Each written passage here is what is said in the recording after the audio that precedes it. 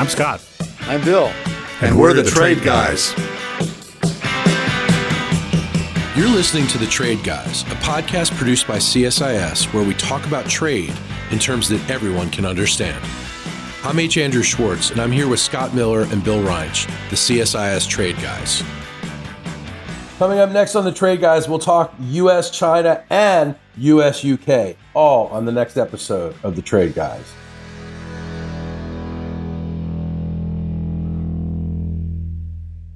Guys, welcome back. We got lots of trade news, as always. But this time, we got like a pretty early big kahuna in US-China trade war. Big deal this week.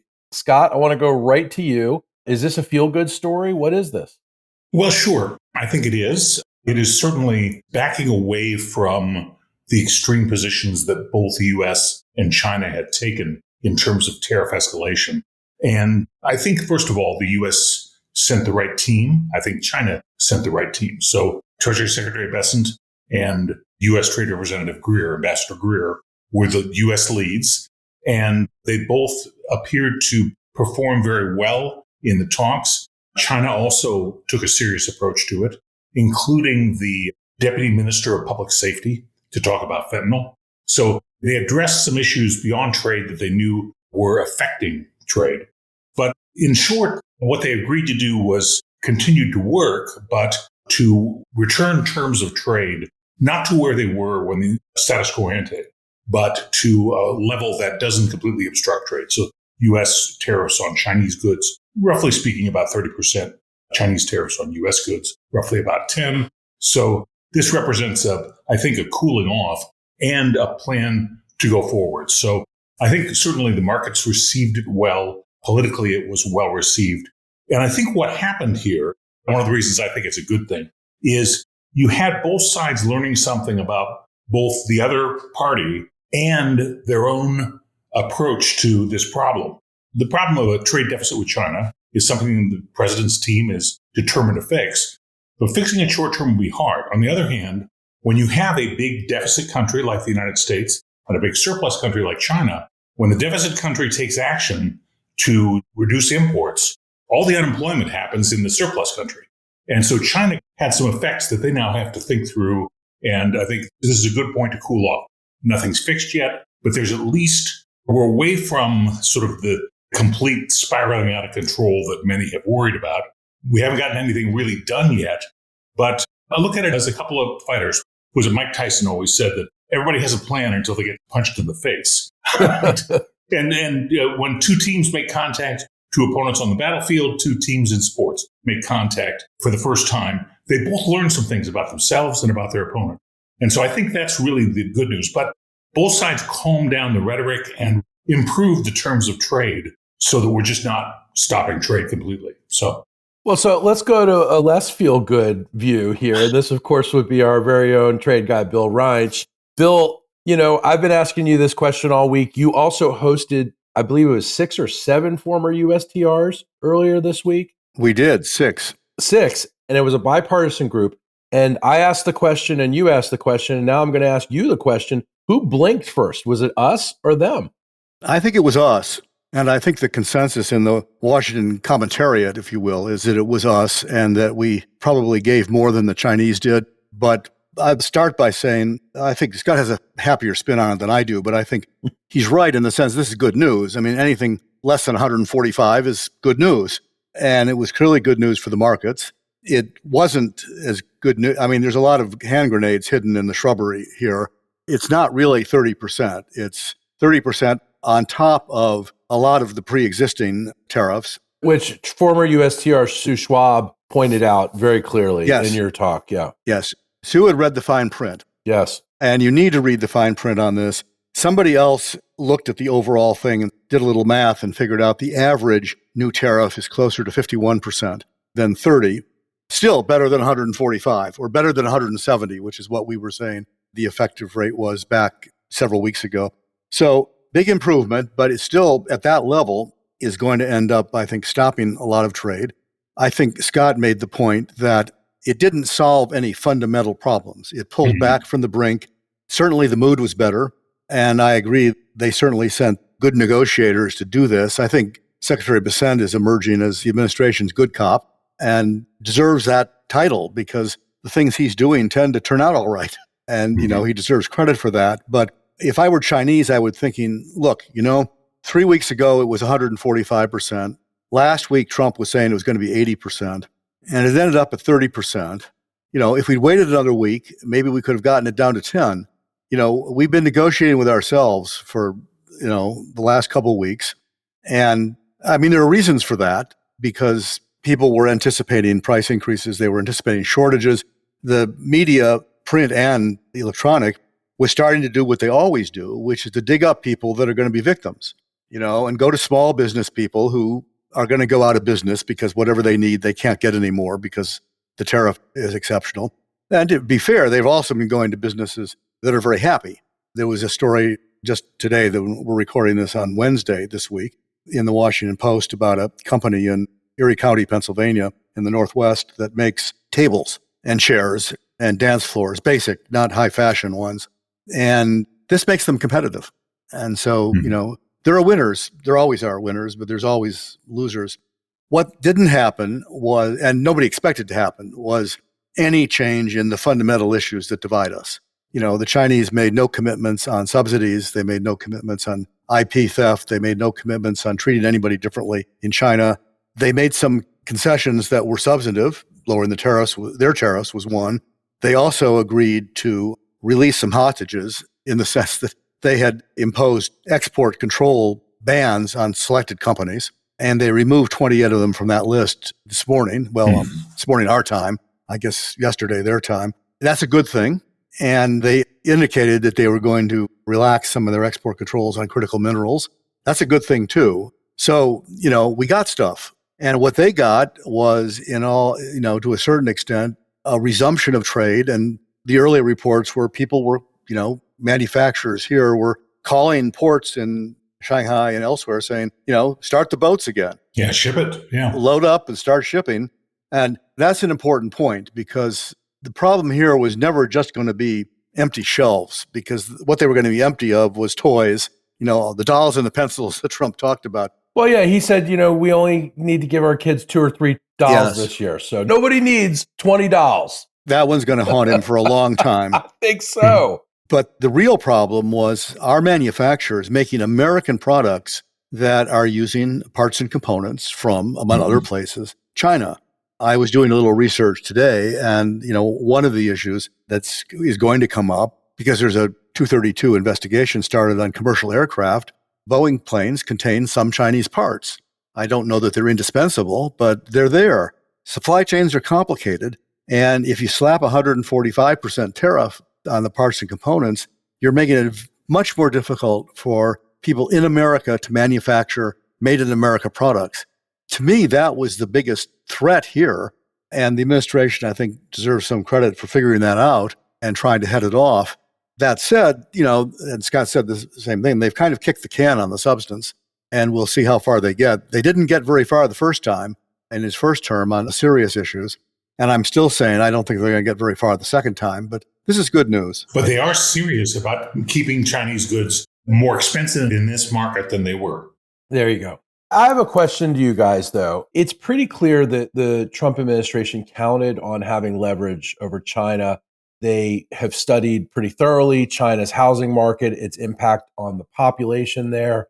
We could do a whole podcast on, why the Chinese housing market plummeting really affects its citizens because it's their primary investment vehicle that regular Chinese citizens have. They don't really have access to their stock market, or if they do, it's volatile and it's not safe. It's not a safe investment.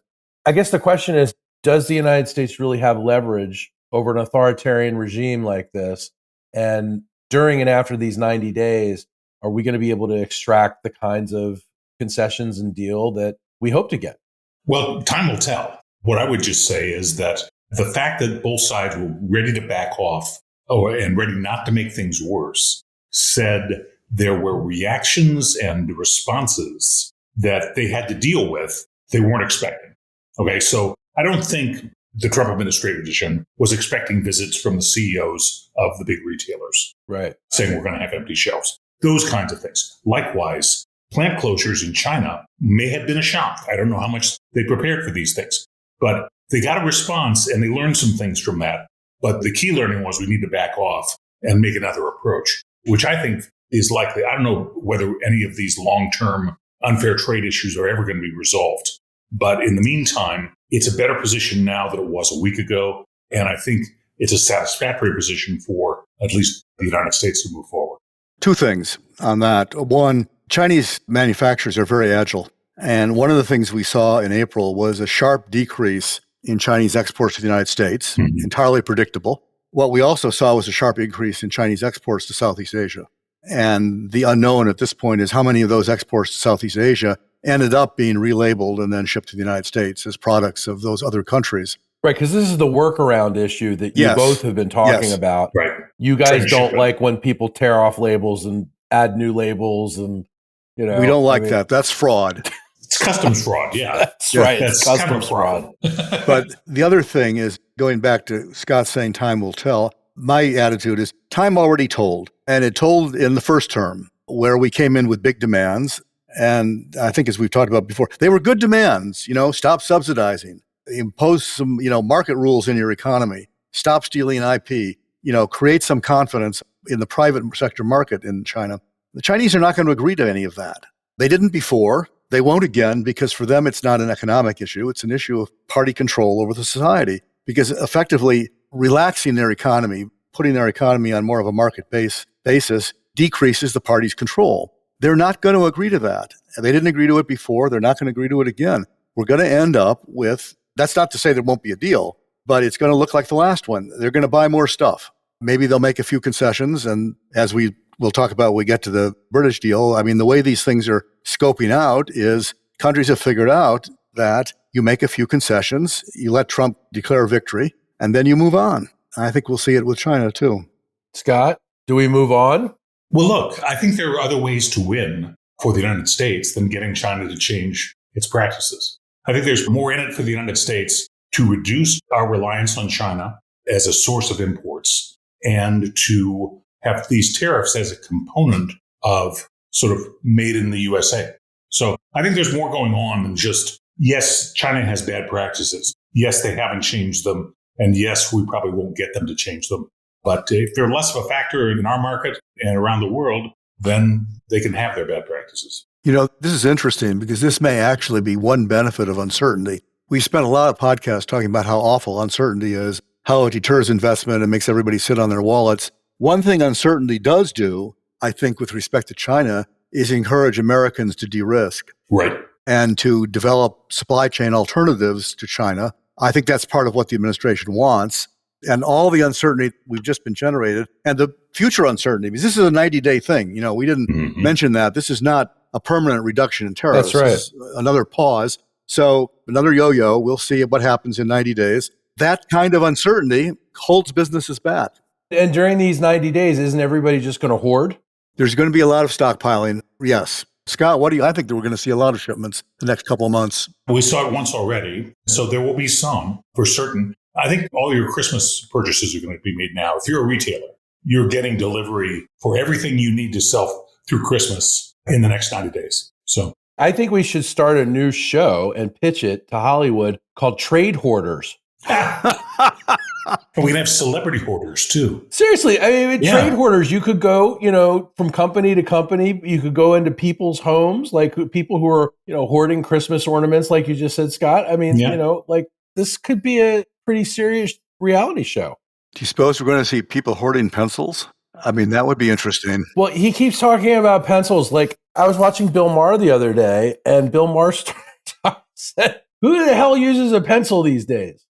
Well, apparently it's somebody. The American company's cranking them out with enthusiasm. Somebody uses them. I like pencils. Better than ink if you make a mistake, That's for sure. Which I make many. I like the erasers. Think of how many pencils there are on the golf course. Those little mini ones, those are awesome. And iPencil is, of course, one of the great stories of how spontaneous order comes from market economies. There you go. Where nobody knows how to make a pencil, but yet you can buy them for pennies. Pennies. Well, okay, guys. Let's put a cap on China here. We got 90 days. We'll see what happens. I'm hearing from you that we have confidence in Secretary Bessent. I'm hearing from you that this is a feel-good, semi-feel-good story. What do we think is going to be next? Are we going to take it down to the wire in these 90 days? And then is the market going to fluctuate again? And then more importantly, maybe than the stock market, is this restoring confidence in the U.S. in terms of the bond market? Is it restoring confidence in terms of other countries wanting to invest in the United States? Is it restoring confidence in our dollar, et cetera? Well, the market seems to react on a day-to-day basis. It certainly restored confidence on Monday. Whether that's sustained or not, I think, it's going to fluctuate. At least equities, I think, are going to fluctuate based on the news of the day. If there's some bad unemployment news on, first week of June, that'll, you just have to roll with that. But keep in mind, in the next 90 days, you're going to see some real details on the remainder of the economic plan. You'll have a tax bill, okay? Look, the tax bill is very interesting because it's basically an extension or improvement of the Tax Cuts and Jobs Act from 2017. This is the so-called Big Beautiful Bill. The Big Beautiful Bill. And basically, the Ways and Means Committee decided to pay for it with all the previous stuff from the Green New Deal they didn't want to do. All right. So the second thing that's going to happen is deregulation is going to hit the accelerator. People are going to start to feel the fact that, and once again, many of the Green New Deal regulations are going to be repealed or dialed back. There's a lot of effort in that direction. And you keep in mind, the president really wants $50 a barrel oil. They've pushed oil low enough. It was in the mid-60s yesterday. He wants it low for foreign policy reasons, but also energy abundance is part of the Buy America story. And so $50 a barrel oil basically erases inflation, okay? And all of a sudden, in 90 days, you've got a very strong picture of the total plan of which tariffs are a part. And by the way, a 10% tariff on $3 trillion of imports is $300 billion of tax revenue that you don't have to get. I got to say, I'm not so sure that a $50 barrel of oil reduces inflation, because when I go into the deli to get my Diet Coke now, it's like $3.50, $4. That's not cool. Yeah, look, there are residual effects, but we talked about farming. We talked about a lot of inputs that require energy as a key component. My point is, in 90 days, you're going to see a much more comprehensive picture of where the economic plan is going. And confidence will be based on that and not tariffs with China. So, Andrew, you're drinking oil now? Is that what you're saying? No, I'm not drinking oil. I'm not drinking oil. Good. And I'm trying to convince my wife that there's no oil or debris in the water off the coast of Malibu so we can return this summer. So oil is a bit of a sensitive subject. So is fire retardant. So is fire debris. I am drinking Diet Coke. Some people refer to Diet Coke in derogatory terms, Bill, but I am a big lover of it. You and the president, right, Andrew? That's right. And Bill Clinton. Well, one of the ironies of what he's doing, though, is the lower the price of oil, which is good for inflation, the more difficult it's going to be to increase domestic production. And we're already seeing, flat data on new drillings in the United States. And the oil companies are holding off new production, partly for economic reasons, because they're not certain about the price. And, it's just trade-offs. If you want lower gasoline prices, if you want lower prices at the pump, what he's doing is getting us there slowly. But, the cost of that is going to be a slowdown in the growth of domestic production. And, doing what he's doing to counteract that, drilling on federal lands, more permitting, opening up Alaska, et cetera, et cetera, et cetera, that's not going to make any difference if the economics isn't there. If the companies don't think they can make money on a new well, they're not going to drill it. Count on Bill to see the darkness at the end of a bright new day. That's there you go. There Sorry. you have it. Now, wait, before we do getting back to your very first question, which we passed over. Yes. Yeah, it is going to go down to the last day because trade negotiations always go down to the last day. Right. You need a deadline, and Trump has given them one. You're going to see a resolution, I would say, on the 89th day. That's just the way it works. Right. And there may even be a postponement. If your timing dips in and rises in the stock market, keep that in mind, I guess. Let's go on to a cheerier story. That's the UK. We have a deal with the UK. That's exciting. Last time I checked, they're our special friend and top ally. And now many people tell me that they can get Mini Coopers very easily. Others tell me that Rolls-Royce is going to be easy to get, but those are for few and far between. Guys, what's up with the UK deal?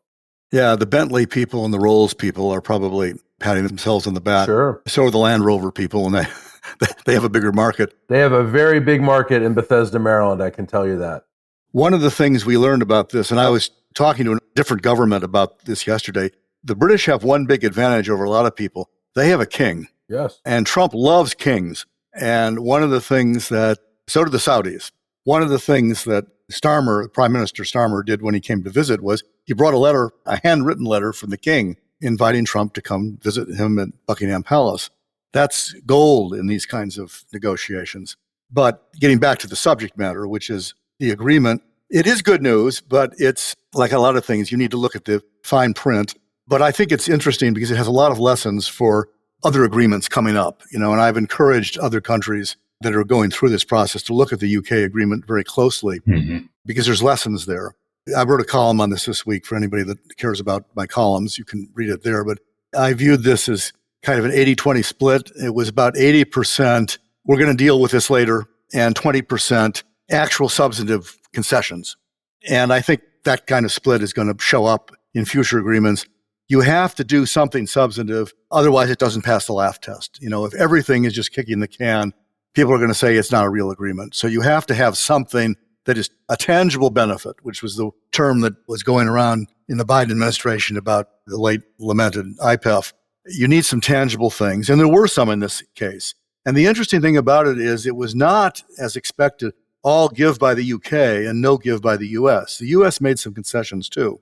The British agreed to take more of our beef. They got rid of their ethanol tariff, which is a big deal. We made a deal on cars, and we basically, I think what's going to happen is people have to get used to the idea that in all these agreements, there's not really any good news, there's bad news, and there's less bad news.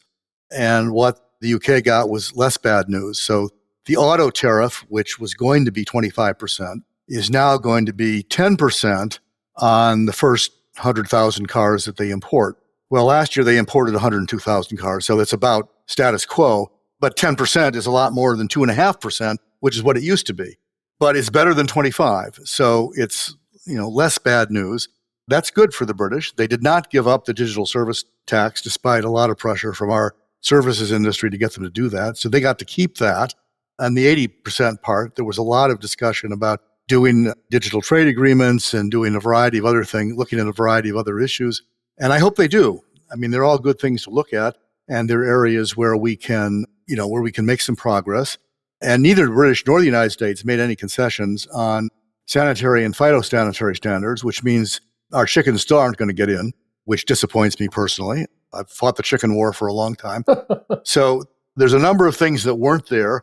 The United States made some concessions that were material, like on cars, and the British description of the steel and aluminum provisions were we've set up a structure in which they will ultimately get to zero tariffs on steel and aluminum. Mm-hmm. The agreement doesn't actually say that, and the United States government has not denied what the British are saying, but neither has it confirmed what the British are saying. So we'll see how that plays out, but that would be significant. But at the same time, the overall tariff rate was 10%. The United States did not concede on that, and it looks like it's not going to concede to other people on that. And finally, the thing that to me that's interesting about it is these were all preferential concessions. That is, the concessions the United States made to the UK were for the UK only, and vice versa. These were not most favored nation concessions. Mm-hmm. We didn't change the car tariffs for anybody else, and we're not changing the steel tariffs for anybody else. And the British are not rolling back their ethanol tariff for the Brazilians. They're just doing it for us. And if you recall, one of the most succinct answers during our former USTR event on Monday was when I asked the group, is MFN dead? And does anybody care?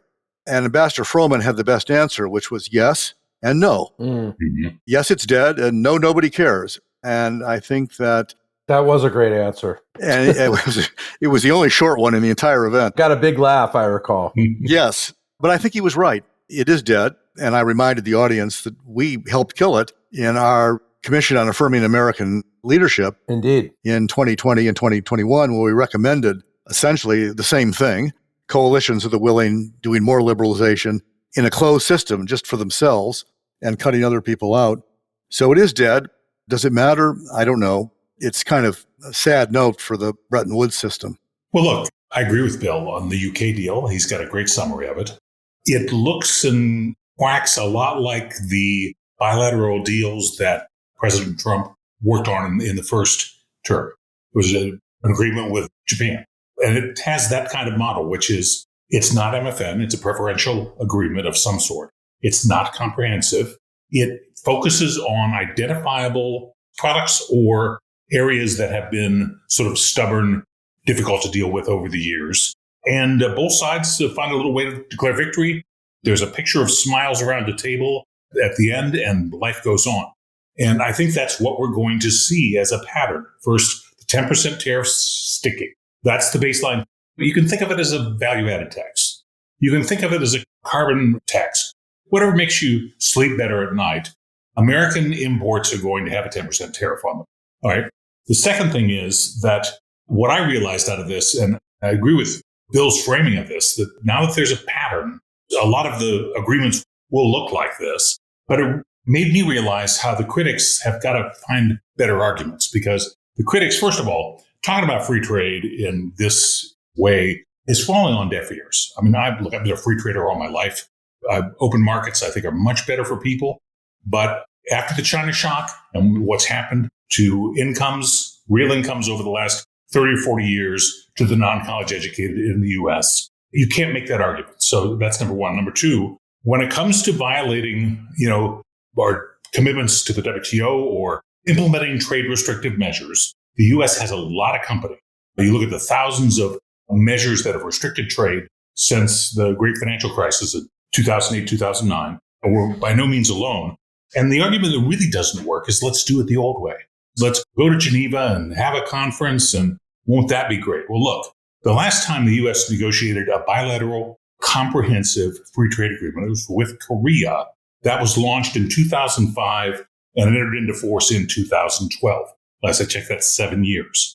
The Doha round got absolutely nowhere in 15 years. All we did was launched it in 2001, and the organization stopped talking about it in 2015. So President Trump is not going to wait around for the old way to work. And politically, nobody is really trying to sell the free trade works as we know it does. So however this works out, there is a pattern for the UK that the UK has set.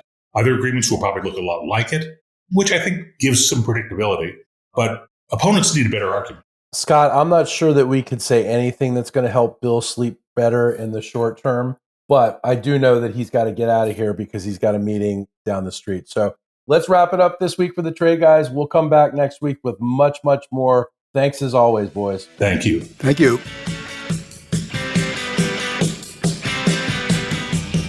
To our listeners, if you have a question for the Trade Guys, write us at tradeguys@csis.org. That's tradeguys@csis.org. We'll read some of your emails and have the Trade Guys react to it.